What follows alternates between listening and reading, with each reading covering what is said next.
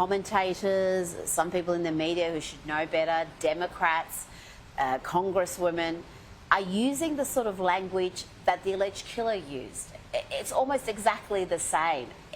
Even this horrific murder, this assassination, hasn't been enough to wake them up that this isn't the way to go. This is not the way to engage in political debate. Yeah, but unfortunately, a lot on the left think it is. Yeah. Right? Because, remember, words are violence. So if words are violence, then you can use violence to combat words because they're the same thing on a moral level. I guess nobody didn't have their parents tell them, use your words. Yeah.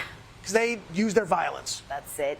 Now, I mentioned earlier that Ilhan Omar posted something terrible about Charlie Kirk, casting him as some sort of a Frankenstein who created a monster who killed him. I mean, that in itself is just so... it's not just ugly, it's full of lies. It was someone from the left that killed him. It wasn't some Turning Point USA devotee. And she's doubling down, Amish. There is absolutely no self-reflection, no apology, no I'm going to turn down the temperature and do better. She's doubled down on it on CNN without shame. I'm sorry, are you surprised? Of course not. I'm still surprised because she can see this outpouring of grief, she can see the reaction. I'm sure it's taken someone like her who exists in an echo chamber by surprise, but to not take even a moment to reconsider her position. Shame and remorse are not words or actions in the vocabulary of the left. And actually, on that CNN interview, I want to point something out that people haven't pointed out, is that as horrific as that was, and it was obviously, but she had said to the CNN host, she said, well, do you agree that that I have less brain processing power as a black woman? But the problem was that the host said, of course I don't agree. But the host didn't say, because we know that was debunked. The host knows that. The host didn't say, oh, I'm sorry. But he never said that. Yeah. She kind of implied that he did say that, and she didn't agree with him, which is the entire problem, casting him as this evil person when it wasn't his words. Do you think Caitlin Collins is ignorant? She didn't know that? Or she chose not to make that correction because we know where her politics lies and she doesn't want to be sticking up for a Charlie Kirk and being critical of an Ilhan Omar?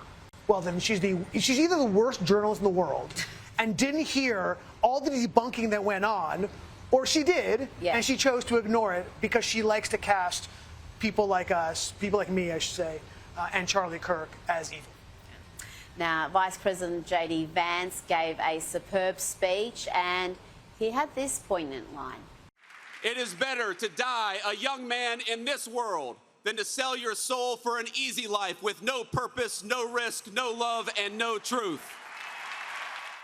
I mean, what do you make of the role faith played in today's memorial? Just about, in fact, every speaker talked about faith, and it was so important to Charlie. His Christian faith was the most important thing to him, and his values, the way he lived his life, what he preached, was centered around that. I mean, faith is an important part of what makes us more human, right? What brings the humanity out of us. And when we look at Charlie Kirk and say he was this happy warrior, well, that goes hand in hand with his faith, because that's what his faith taught him. Yeah. And I think that, and again, when we go back to contrasting the rallies of the left, these are rallies devoid of faith. And when you don't have faith, when you don't have a belief in God, that's when you devolve into violence, I think. And I think that that's why we see what happened today in Arizona, in Glendale, Arizona, was such a loving, warm embrace of life, as opposed to a demonization. I think it's because of the faith. And yet, at a funeral, we had the sort of security you might expect if you're entering the Oval Office. It took hours for everyone to go through. No one was really complaining. You had the president there, the vice president, just about every senior member of the administration, so you can understand. But the fact that you can't even have any sense of security at a funeral speaks to just what a crisis point there is in this country when it comes to political debate. There is nothing that's off limits. Those days are over. Those days of being able to walk on a college campus, give a speech, in an open area are over. Look, I get death threats all the time. Everyone I know who is in this world gets death threats repeatedly. Ben Shapiro can't give a speech on a campus without having a phalanx of security guards and police officers, not to mention his own personal security. Yeah. And I think what we learned is that, look, if somebody wants to kill you, right, they're going to be able to do it. If they're willing to trade, they may not have to die, but they're willing to trade their freedom, they can do it. It's a scary time for people who want to speak out. But we have to. We have no choice. I think it's something Douglas Murray said: when something like this happens, you spread the risk. I think it was actually quoting Ayaan Hirsi Ali, who's intimately aware of the horrors that can come from extremists attacking you for your opinion. Now, the New York Post has a great editorial on the funeral. They called it a message to the mainstream media. The editorial asks, was Jimmy Kimmel watching Sunday? Was ABC? Do they understand the bubble they've created? Not only do they not speak to or for these people, they deny they exist. It is unsustainable. I mean, what's your reaction to that? Because you can tell there are many in the media who are shocked by this outpouring of grief, the fact that people have travelled from around the country to be here. They were lining up overnight by 4 a.m. in the dark. There seemed like tens of thousands waiting to enter the stadium. The crowd was huge. And so many in the media are completely blindsided by that. Yeah, because, look, you know, it's so interesting. The outrage we saw to Jimmy Kimmel's firing as compared to the outrage of an assassination of a cultural and political figure. It's incredible to me. This is what the left has done. It doesn't matter. They're more outraged about a hack comedian who had no audience, right, than truly a significant turning point in our culture. An assassination of a political figure did not draw as much ire from the left as a firing of Jimmy Kimmel. And they didn't mention it at the Emmys, did they?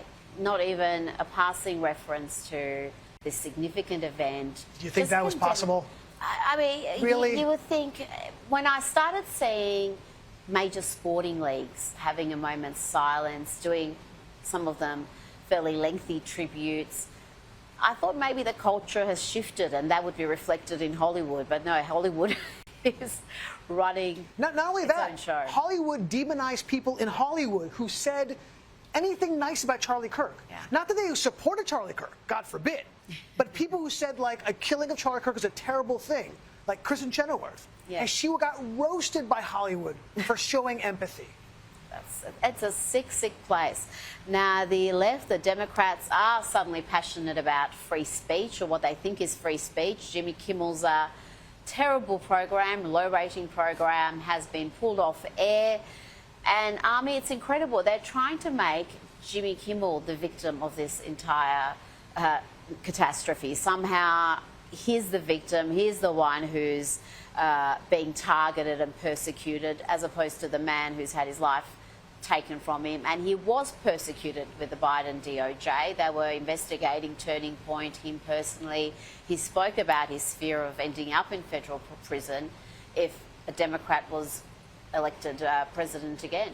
Look, I'm not a fan of the government getting involved in something like Jimmy Kimmel. I don't think it's a good idea. I think it sets a bad precedent, and I promise you it will boomerang when there's a Democratic president. But it already has. This is the point that Republicans make. Those sort of arguments ring a little hollow because the Democrats go out of their way to silence They always have. their political opponents. So I don't know. I think perhaps if they get a taste of their own medicine, if they're held to their own standards, I don't like it from maybe either they'll side. back away from this sort of cancel culture. No. No, I don't like it from either side. I don't think it's healthy. Well, Having I mean, said the that, man he's lost 70% of his audience. he should have been. Don't get me wrong.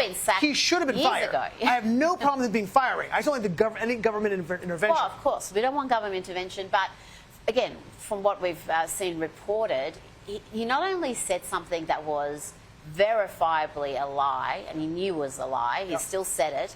He had no intention of backing away. Like Ilhan Omar, he wanted to go back on the next program and double down on those attacks. And in that scenario, I mean, what could ABC do? They've just had a massive payout.